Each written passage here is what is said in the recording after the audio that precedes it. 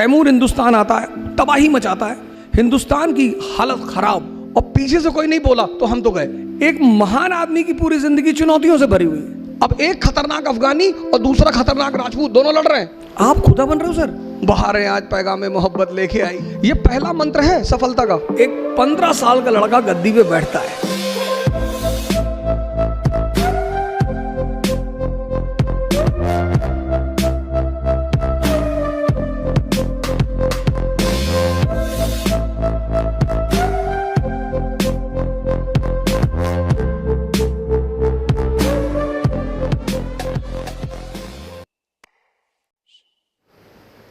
दुनिया में एग्जीक्यूटिव का एग्जाम होता है, सैफिन साहब आपके सामने, जुडिशरी का एग्जाम होता है। पूरी दुनिया में कहीं भी लेजिस्लेचर के लिए कोई एग्जाम नहीं होता। मेंबर ऑफ पार्लियामेंट बनने के लिए किसी परीक्षा को देने की जरूरत नहीं है। मेंबर ऑफ लेजिस्लेटिव असेंबली बनने के लिए किसी एग्जाम को देने की जरूरत नहीं है। क्यों? क्योंकि जो राजशाही है, किंगशिप वो समझदारी पे डिपेंड करती है, आपकी अंडरस्टैंडिंग। अकबर, अब जो भी दिल्ली में बैठेगा उसको गुजरात जाना है। सैफिन साहब गुजरात से हैं हमारे, और गुजरात कनेक्ट करता है हिंदुस्तान को कहां से? सेंट्रल एशिया से, ईरान से। गुजरात हमको कनेक्ट करता है कहां से? वेस्ट एशिया से, सऊदी अरेबिया से। सऊदी अरेबिया का पुराना नाम है हिजाज। तो दिल्ली के आदमी को गुजरात जाना है, अब जाएगा किधर से? राजस्थान होके। राजस्थान क्या है? डेजर्ट। और मनुष्य की जो प्रवृत्ति है, नेचर, वो उसकी ज्योग्राफी से इन्फ्लुएंस होती है। जैसे यूपी बिहार का आदमी थोड़ा सा दिमाग से बहुत तेज होगा, काम कम करेगा, फर्टाइल जमीन है, बड़े तोहफे दिए मालिक ने, काम करना ही नहीं। लेकिन राजस्थान का आदमी से 10 किलोमीटर से पानी लेकर आना है, फिजिकली बड़ा स्ट्रांग होगा वो। तो जब फिजिकली स्ट्रांग होगा तो कॉन्फिडेंस होगा। अब आपकी हाइट 6 फीट है और आपका वेट है 200 केजी, और आप रेलवे का टिकट खरीदने गए, स्टेशन पे लाइन लगी है, मेरे जैसे 4-4 फीट के लोग खड़े हैं 20-20 केजी के। अब आप सबसे आगे जाके खड़े हो गए, क्योंकि आपकी हाइट तो 6.5 फीट और वेट 200 केजी। आप आगे जाके खड़े हो गए। अब हम लोग पीछे खड़े हो गए, सर झुका के बुदबुदा रहे हैं कि भाई साहब दुनिया में कोई कानून नहीं, बदतमीजी देखिए आगे जाके। अब हम कुछ बोल नहीं पा रहे हैं आपको, क्योंकि हमें पता है कि अगर एक ने बोला और मारा इसने, और पीछे से कोई नहीं बोला तो हम तो गए। राजस्थान जो है ना, अफगानिस्तान, पठार अफगानी बॉर्न वॉरियर, अमेरिका ने सर झुका दिया तालिबान के सामने। अभी की घटना आपने 6-7 दिन पहले न्यूज़पेपर में पढ़ा होगा। अफगानियों को हरा ही नहीं पाया। क्यों? नेचर से लड़ते, टेरेन, ज्योग्राफी। दक्कन जहां बैठे हो, पूना, मुगल, मराठों को हरा ही नहीं पाए, टेरेन। वो यूपी बिहार का सिपाही यहां आता था, अब वो प्लेन का रहने वाला आदमी, और यहां की ज्योग्राफी बड़ी डिफरेंट, टफ। अब वो मराठी निकला पहाड़ के बीच से, एक हाथ मारा यूपी के आदमी को, फिर पहाड़ के अंदर। अब वो यूपी का आदमी ढूंढ रहा है कि भैया कहां गया। वो यूपी की फौज यहां लड़ नहीं पाई। सवाल ताकत का नहीं था, सवाल ज्योग्राफी का है। अब अकबर को गुजरात जाना है, अब बीच में राजस्थान, और राजपूत तलवार लेके खड़े हैं कि पहले हमसे लड़ो। तो अकबर ने बीरबल से कहा कि यार क्या चाहिए इनको,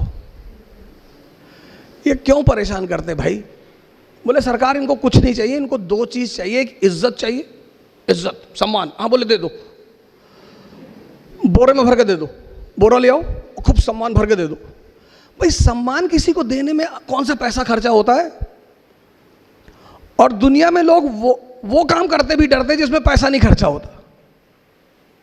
सम्मान का दे दो सम्मान। बोला दूसरा क्या चाहिए?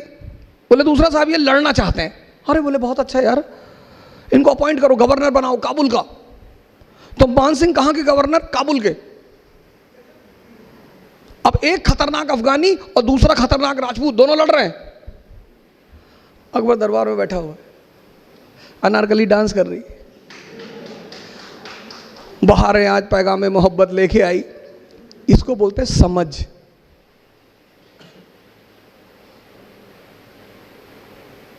इसको बोलते हैं समझ। और जिसको भी मालिक ने समझदारी दी, ईमान दिया, उसको तो उसने पता नहीं कहां से कहां पहुंचा दिया। तो पंडित महेश दास अकबर के दरबार में आए, बाद में बीरबल बने।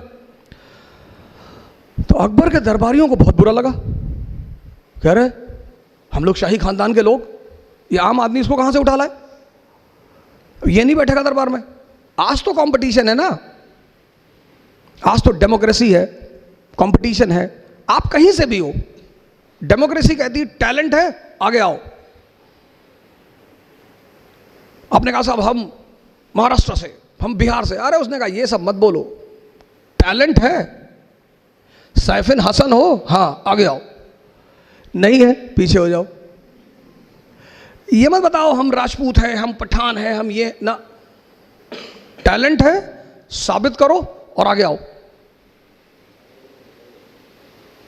तो जब महेश दास को अकबर ने कहा कि हम अपने दरबार में लेंगे,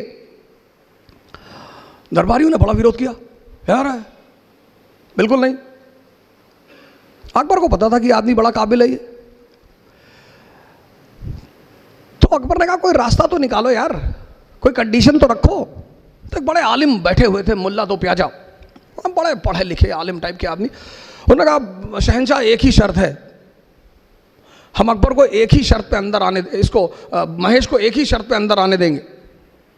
अकबर ने कहा क्या? बोले अगर ये मेरे सवाल का जवाब दे दे हम इसे बुला ले अंदर।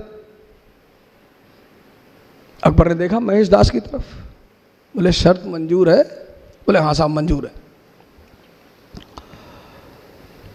तो अकबर ने कहा कि मौलाना साहब पूछिए। तो मौलाना साहब ने महेश दास से कहा कि बताओ मेरे मन में क्या चल रहा है। अब मैं कैसे बताऊं तुम्हारे मन में क्या चल रहा है? पर बीरबल ने कहा कि सरकार मुझे पता है आपके मन में क्या चल रहा है। आप चाहते हैं कि शहंशाह अमर हो जाएं, आप चाहते हैं कि शहंशाह की जो हुकूमत है वो पूरी दुनिया पे फैल जाए, आप चाहते हैं कि दुनिया की जितनी खूबसूरत औरतें शहंशाह की सबसे शादी हो जाए। मौलाना साहब तो हंसने लगे। अकबर ने पलट के देखा, कहा मौलाना साहब? बोले सरकार बस यही बातें सोच रहा था सरकार। ये पहला मंत्र है सफलता का। एक आम आदमी की पूरी जिंदगी दर्द से भरी हुई है, बस वो आम है। एक महान आदमी की पूरी जिंदगी चुनौतियों से भरी हुई है। ये जो आपने शब्द यूज किया ना हालात, सर हालात से ही तो लड़े राम मोहम्मद साहब। आप मोहम्मद साहब का टाइम देखिए, आप मोहम्मद साहब का टाइम देखिए सर, पहली चीज। दूसरी चीज सर ये है कि हालात, अब जैसे हम तो, मैं तो हिस्ट्री का टीचर हूं तो मैं तो हमेशा एग्जाम्पल वहीं से उठाता हूं। 1398 1398 तैमूर हिंदुस्तान आता है, तबाही मचाता है, सब कुछ खत्म कर देता है। 1398 से लेके 1556 सेकेंड बैटल ऑफ पानीपत, आप समझ लो 150 साल हिंदुस्तान की हालत खराब, सब कुछ तहस नहस। और उस परिस्थिति में सर 1556 में एक 15 साल का लड़का गद्दी पे बैठता है, अकबर। सर हालात देखो आप, हम नाहक में उसे ग्रेट नहीं कहते सर, हम ग्रेट सिर्फ इसलिए कहते हैं कि भाई तुमने इस हालात से तुम निपटे कैसे। एक आदमी कह रहा है मेरा पड़ोसी मुझे गाली दे रहा है, सबके देते हैं, दुनिया में कौन सा पड़ोसी जो किसी को गाली ना दे। और अगर ऐसा है कोई तो आप बताइए, मैं तो मिलूंगा उस आदमी से। लोग कहते हैं मेरे रिश्तेदार मेरे पीछे पड़े, रिश्तेदारों का काम ही है, और क्या करें वो, कि मेरे खाला ने हमको डिमोरलाइज कर दिया कि इतना बड़ा सपना देख रहे हो आईएएस बनने का। अरे कुछ पहले कर लो, अपने माँ बाप की स्थिति देखो। सर काम ही है सर, फ्रेंड आपका आ गया, उसने कहा अरे यार आईएएस बनने जा रहे हो। अच्छा, ये सीधे हमला कभी नहीं करते, ये इनडायरेक्टली करते हैं। मेरे पास एक लड़की आई 4 दिन पहले, उसने कहा सर मेरे पापा बहुत परेशान है, हमसे करे वापस आ जाओ। मैंने कहा ठीक है, अपने पापा को बोलो मुझसे बात करें। तो मैंने उनसे पूछा कि सर क्या हुआ बताइए। तो बोले ऊर्जा साहब हमें बहुत डर लग रहा है। मैंने कहा कैसे, बताइए हमें आप। बोले हमारे पड़ोसी बता रहे थे कि दिल्ली बड़ी ऐसा ऐसा कांड हो गया, बीच में कांड हो गया था तो काफ़ी फेमस था, एक बच्ची के साथ दुर्व्यवहार हो गया था, उसकी हत्या हो गई थी। मैंने कहा सर इंदिरा गांधी मार दी गई सर, प्राइम मिनिस्टर उस वक्त थी, आप खुदा बन रहे हो सर, बचा लोगे, ले जाओ सर। सर चुनौतियों से जो लड़े वो हीरो, और चुनौतियों को जो दर्द कहे वो आम आदमी।